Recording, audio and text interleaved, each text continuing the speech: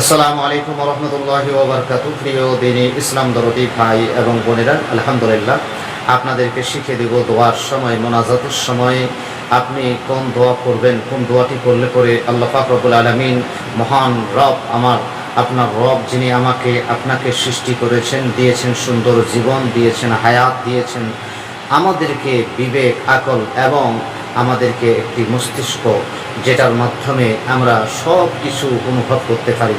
সেই রবের দরবারে যখন দোয়া করবেন তখন অবশ্যই এই দোয়াটি করতে আপনারা ভুলবেন না। সেই দোয়াটি হলো এই: রব্বানা গফির লানা যুনুবানা ওয়া ইসরাফানা ফি আমরিনা ওয়া সাব্বিত আকদামানা ওয়ানসুরনা আলাল কওমিল কাফিরিন।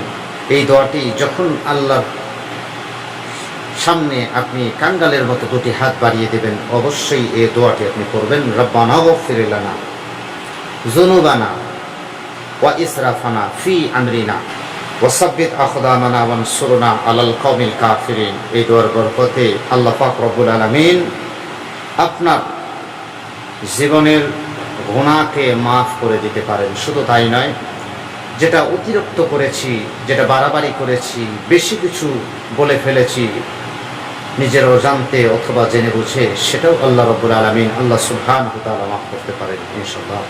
শুধু তাই নয়, এই দোয়ার মাধ্যমে আল্লাহর কাছে সাহায্য চাওয়া হয় যে আল্লাহ আমাকে কাফিরদের উপর থেকে, কাফিরদের কাছ থেকে দূরে থাকার সাহায্য করো। আল্লাহ সুবহানাহু ওয়া তাআলা রহমান এবং রাহিম, আল্লাহ এত দয়ালু, আল্লাহ চাইলে পরে আমাদেরকে সাহায্য করে কাফিরদের কাছ থেকে দূরে রাখতে পারে এবং আমাদের গুনাহকে মাফ করতে পারে।